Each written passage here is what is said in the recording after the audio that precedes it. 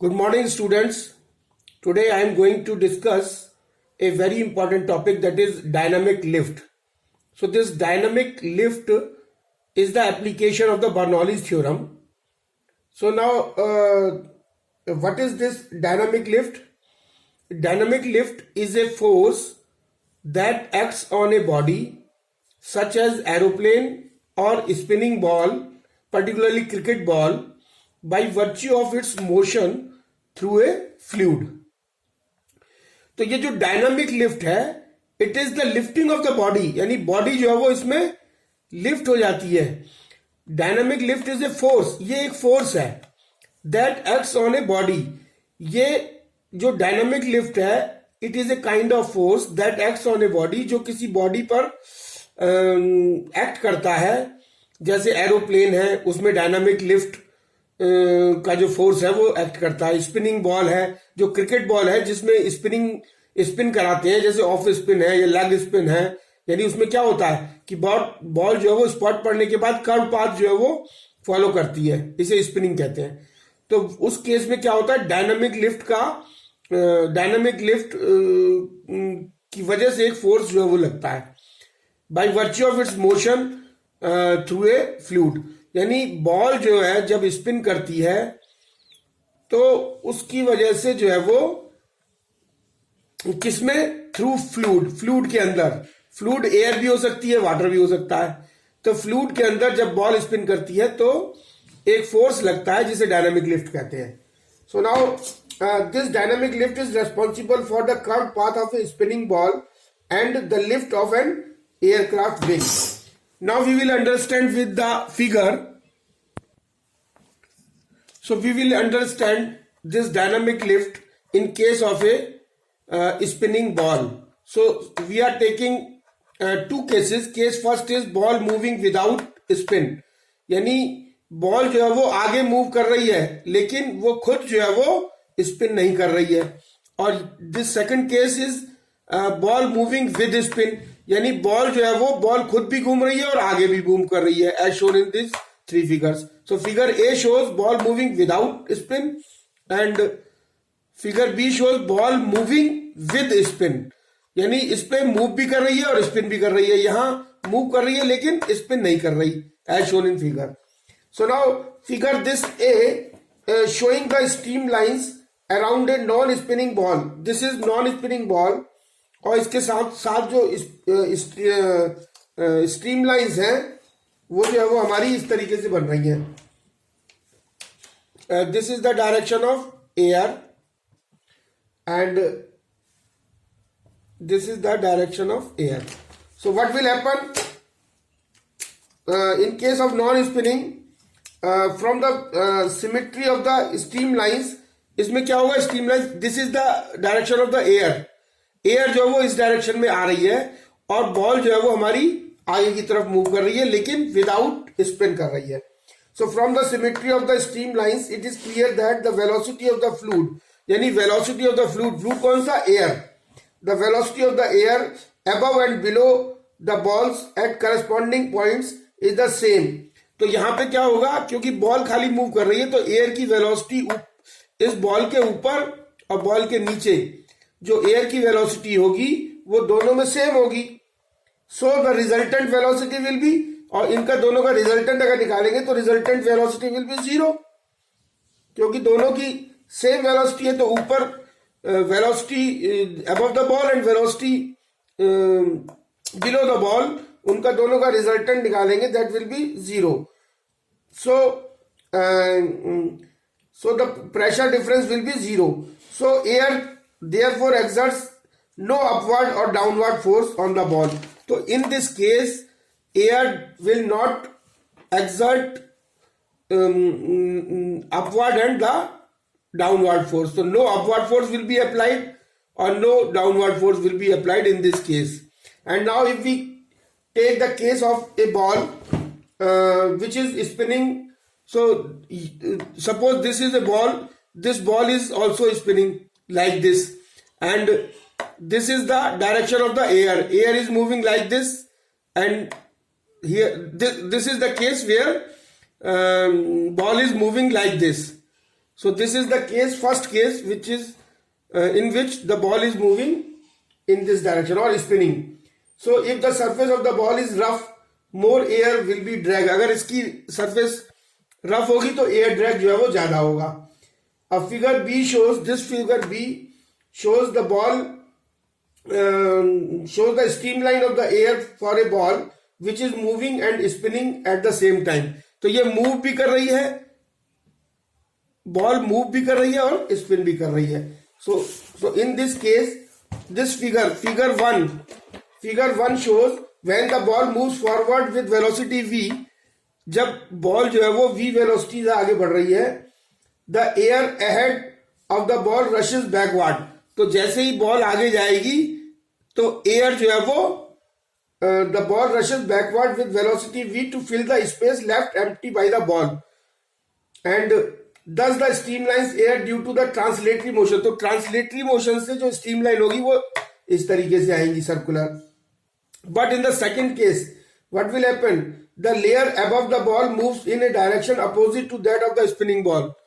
The air की direction ये है और स्पिनिंग की डायरेक्शन ये है. तो above the ball जो है वो the velocity of air is opposite to the direction of spinning of ball, and तो what will happen? तो ऊपर वाले की जो रिजल्टेंट वेलोसिटी होगी, resultant velocity between the air and the ball, the resultant velocity will be decrease, the resultant velocity will be decreased, and according to the Bernoulli's theorem. Bernoulli's theorem क्या है? Bernoulli's theorem ये बताती है कि P plus half rho v square plus rho g h is equal to constant. ये हमारी value जो वो तीनों की एनर्जी जो है वो कांस्टेंट आनी चाहिए. तो जब वेलोसिटी हमारी डिक्रीज होगी तो ऊपर जो है वो हमारा प्रेशर जो है वो ज्यादा हो जाएगा. तो ये इसमें शो किया गया है कि low velocity high pressure in the above. But in case of below the ball क्या होगा? जो स्पिन की वेलोसिटी है वही जो डायरेक्शन स्पिन की वेलोसिटी है, जो बॉल स्पिन हो रही है जिस डायरेक्शन में, उसी डायरेक्शन में एयर जा रही है. तो इसकी रिजल्टेंट वेलोसिटी दोनों की ऐड हो जाएगी और वो इंक्रीज हो जाएगी. So the resultant velocity will be increased below the ball. तो जब वेलोसिटी बढ़ जाएगी तो हमारा प्रेशर जो है वो कम हो जाएगा. So high velocity low pressure below the ball and low velocity high pressure above the ball. तो इसकी वजह से क्या होगा कि यहां पे जो है वो प्रेशर ज्यादा हो जाएगा, यहां पे प्रेशर कम हो जाएगा, तो प्रेशर डिफरेंस हो जाएगा. और इस प्रेशर डिफरेंस की वजह से ये जो है वो कर्व पाथ ले लेगा. Due to the difference of the pressure on the two sides of the ball, above the ball and below the ball, two sides of the ball curves downward in the direction of spin as shown in figure 3. और इस तरीके से जो है ना ये जो है वो कर्व पाथ ले लेगा. And this effect is known as Magnus effect. This effect is known as Magnus effect. The spinning effect is known as the Magnus effect, and it is given in the name of a great scientist, Magnus. Now, coming to the dynamic lift in case of aeroplane. So now we will understand the dynamic lift in case of aeroplane. So, or it is known as aerofoil. We will understand how the aeroplane is lifted at the time of taking off. So when the aeroplane is taking off, how it is lifted upward. So aerofoil, what this is, this figure shows, figure C shows the aerofoil structure. This aerofoil is the name given to a solid object. यानी aerofoil जो है वो एक solid object को इस तरीके से shape दिया जाता है जिसको हम एरोफॉइल कहते हैं. कोई भी सॉलिड ऑब्जेक्ट को अगर हम इस शेप में दे दें तो ये एरोफॉइल कहलाता है. Aerofoil is the name given to a solid object shaped to provide an upward vertical force as it moves horizontally through air. तो जब ये इस टाइप की सॉलिड शेप जब एयर में आगे मूव करती है तो क्या होता है? It provides an upward vertical force. This upward force और dynamic lift makes the aeroplane fly. तो ये जो अपवर्ड फोर्स होता है इसी की वजह से एरोप्लेन जो है वो फ्लाई करता है। So now we will understand this as shown in figure C, the cross section of the wing of an aeroplane looks like an aerofoil। तो जो विंग्स होते हैं एरोप्लेन के वो इस एरोफॉइल की तरह बनाए जाते हैं। और ये कैसा होता है? The wings is so design that it's upper surface is more curved. जो इसकी ऊपर वाली सरफेस होती है ये कर्व्ड होती है और नीचे वाली सरफेस जो है वो फ्लैट होती है। The upper surface is more curved than the lower surface and the front edge is broader than the rear end. और फ्रंट एज जो फ्रंट एज होती है ये वाली ये ब्रॉड होती है in comparison to rear edge. So as the aircraft moves, जैसे ही एयरक्राफ्ट जो है वो इस तरीके से मूव कर रहा है और जो हमारी एयर की वेलोसिटी है, एयर जो है वो मूव कर रही है इस डायरेक्शन में। ये देखिए अबव द विंग्स एयर इधर जा रही है, बिलो द विंग्स एयर इधर जा रही है और एरोप्लेन जो है वो इधर मूव कर रहा है। ये एरोप्लेन की विंग्स का शेप है। और as the aircraft moves the air moves faster over the upper surface of the wings. तो ऊपर वाली सरफेस पे जो वेलोसिटी है वो ज्यादा हो जाती है। इस शेप की वजह से ऊपर वाली एयर की वेलोसिटी जो है वो ज्यादा हो जाती है। Than the bottom according to the Bernoulli's principle. और जब यहां पे हाई स्पीड होती है और यहां पे लो स्पीड होती है, यानी जो विंग्स के ऊपर की एयर होती है उसकी स्पीड जो है वो ज्यादा हो जाती है इस शेप की वजह से। और जो नीचे की इस विंग्स के नीचे की जो स्पीड है एयर की वो कम हो जाती है। तो बर्नौलीज थ्योरम हमारी वही बताती है कि जो सारी जो है वो एनर्जी सेम होनी चाहिए। Pressure energy plus kinetic energy. Kinetic energy means half rho v square plus rho g h. और ये सब क्या होना चाहिए? सबका सम कांस्टेंट होना चाहिए। कांस्टेंट लाने के लिए अगर वेलोसिटी बढ़ रही है तो किसी चीज को कम होना पड़ेगा। तो यहां पे क्योंकि वेलोसिटी बढ़ रही है एयर की तो यहां पे प्रेशर जो है वो कम हो जाएगा। High speed low pressure. और यहां पे स्पीड कम हो रही है एयर की तो प्रेशर जो है वो हाई हो जाएगा। तो इसकी वजह से क्या होगा? There will be a pressure difference. So according to Bernoulli's principle the air pressure above the upper surface decreases. तो जो एयर प्रेशर है above the upper surface of the wings decreases below the atmospheric pressure and that on the lower surface increases above the atmospheric pressure, and this difference in pressure provides an upward lift। और ये जो pressure का difference है ये एक upward lift, क्योंकि नीचे का प्रेशर ज्यादा होगा ऊपर का कम होगा तो this will provide a upward lift and called the dynamic lift, and so to the aircraft and the aircraft will fly. So this is the main explanation. So now coming to the next point, viscosity. This is very important point to understand what is viscosity. So as we know that most of the fluids after offer resistance to motion, यानी ज्यादातर fluids means liquid और gases, वो जो है वो motion जब होता है तो रेजिस्टेंस ऑफर करते हैं against motion. Most of the fluids offer resistance to motion and this resistance to fluid motion is like an internal friction analog to friction when solid moves on a surface. और ये जो resistance होता है, resistance to fluid motion, ये बिल्कुल उसी तरीके से होता है कि जब कोई सॉलिड किसी सरफेस के ऊपर मूव करता है तो फ्रिक्शन जो है वो काम करता है। उसी तरीके से ये जो रेजिस्टेंस, जो फ्लूइड्स जो ऑफर करते हैं रेजिस्टेंस, ये भी इसी तरीके से होता है कि जब फ्लूइड जो है वो मोशन करता है तो उस मोशन के फ्लूइड जो है वो मोशन के अगेंस्ट में रेजिस्टेंस ऑफर करता है। और किस तरीके से करता है? बिल्कुल सेम जैसे कि कोई सॉलिड जो है वो किसी सरफेस पे मूव करता है तो फ्रिक्शन प्रोड्यूस होता है। Now the viscosity is the property of the fluid by virtue of which an internal force of friction between layers of fluids comes into play when the fluid is in motion, and which produces a relative motion between its layers. So this is the viscosity. Viscosity is the property of the fluid by virtue of which an internal force of friction between the layers, यानी layers के बीच में एक जो fluid होता है उसके layers होती है, लेयर्स के बीच में एक इंटरनल फोर्स ऑफ फ्रिक्शन पैदा हो जाता है और इस प्रॉपर्टी को ही जो है वो विस्कोसिटी कहते हैं. When the fluid is in motion and which produces a relative motion, और इस फ्रिक्शन की वजह से लेयर्स के बीच में एक रिलेटिव मोशन जो है वो प्रोड्यूस हो जाता है. Now we will understand this with an example. Suppose this is we are taking an example. Suppose this the figure shows a layer of liquid sandwich.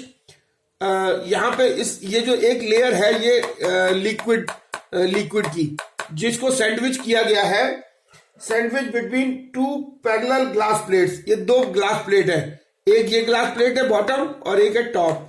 ये दो ग्लास प्लेट के बीच में हमने किसी लिक्विड को सैंडविच कर दिया है, यानी ए layer of liquid sandwich between two parallel glass plates in which the lower plate is fixed. This lower plate is fixed and the upper is moving to the right.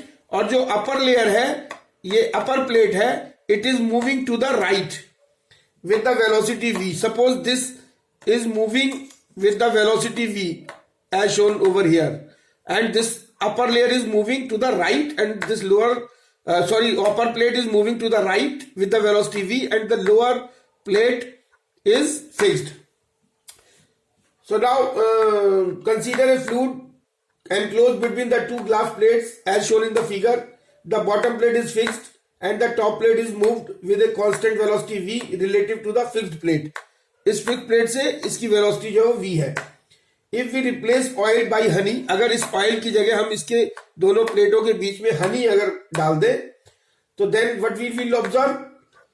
We will observe a greater force is required to move the plate with the same velocity. तो इसी v velocity से इस plate को move कराने में हमको ज्यादा force की जरूरत पड़ेगी.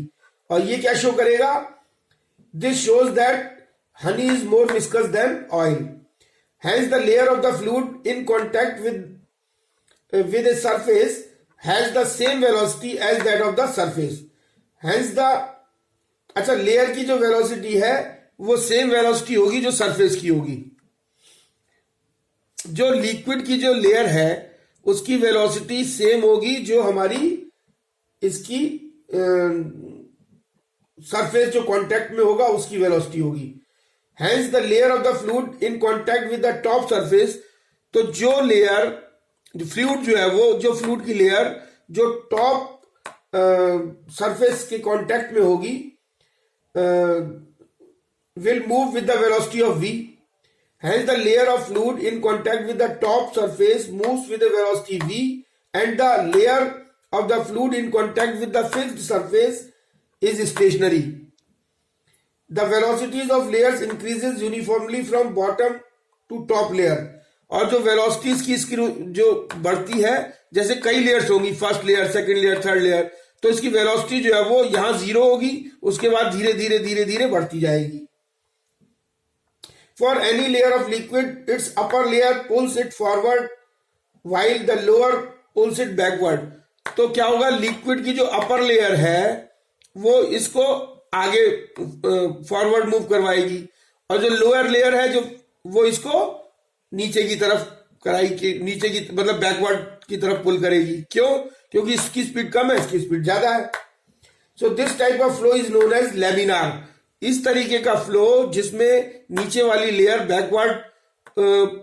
बैकवर्ड की तरफ ले जाती है, बैकवर्ड डायरेक्शन में ले जाती है लेयर को, और जो अपर सरफेस है वो फ्लूइड को फॉरवर्ड डायरेक्शन में ले जाती है. इसको कहते हैं, this type of flow is known as laminar. When the fluid is flowing in a pipe और a tube, then the velocity of the liquid layer along the axis of the tube is maximum. जब किसी tube में जब अगर हम किसी liquid को flow करते हैं, जैसे पानी है, टैप वाटर, पानी में अगर पाइप लगा दिया जाए तो उसमें वो सिलिंड्रिकल होता है, तो उसमें जब बीच में जो होगी वो स्पीड मैक्सिमम होगी और जो सरफेस कांटेक्ट में होगी उसमें स्पीड जो है वो मिनिमम होगी. And when the fluid is flowing in a pipe और a tube, then the velocity of the liquid layer along the axis axis कौन सी होगी, इन दोनों के बीच में जो एक्सिस होगी. Along the axis of the tube is maximum and decreases gradually as we move towards the walls. और towards the walls मतलब एक वॉल इधर होगी एक इधर, तो जिधर इधर भी मूव करेंगे तो भी वेलोसिटी डिक्रीज होगी, इधर मूव करेंगे तो भी वेलोसिटी डिक्रीज होगी. Towards the wall where it becomes zero, और वॉल्स पे जो है ना ये वेलोसिटी जीरो हो जाती है. So the velocity of a cylindrical surface in a tube is constant. Now consider the case due to the motion of the fluid, a portion of the liquid at some distance. Suppose at time delta t, ये जो motion हो रहा है fluid का, उसकी वजह से delta T time में लेयर का जो डिस्प्लेसमेंट मान लिया जाए डेल्टा एक्स होता है. So delta x is the displacement. So delta x क्या है, डिस्प्लेसमेंट है, डिस्प्लेसमेंट ऑफ लेयर. और डेल्टा टी जो है वो टाइम इंटरवल है, टाइम इंटरवल. तो टाइम इंटरवल पे जो डेल्टा एक्स टाइम में डेल्टा टी जो है वो अगर ये शिफ्ट होता है तो इसकी शेप कैसी हो जाती है. ओरिजिनल शेप थी इसकी ए बी सी डी, यानी ओरिजिनल शेप थी ए बी सी डी, और after time T it will be A E F D, ये हो जाती है after time delta T. So during this time interval the liquid undergoes A shear strain. तो इसमें क्या होगा, इस टाइम इंटरवल के during this time period the liquid undergoes A shear strain. तो शियर स्ट्रेन क्या होता है, सो shear strain is equal to shear strain is equal to क्या होगा, delta x upon l. Delta x upon l is equal to theta. This theta is equal to perpendicular upon base, and perpendicular delta x, base L is the length, so this is delta x upon L. So now unlike a solid, जिस तरीके से solid में stress is directly proportional to the strain होता है, उसी तरीके से in case of fluid के केस में क्या होता है कि जो stress होता है, stress is directly proportional to rate of change of strain. और स्ट्रेस क्या हो गया, stress is F upon A. F upon A is proportional to rate of change of strain, मतलब delta x upon L upon delta T. This is rate of change. और you can say that F is proportional to eta. अगर constant of proportionality हटाएंगे तो eta constant रखेंगे, and this will be equal to delta x upon L divided by delta t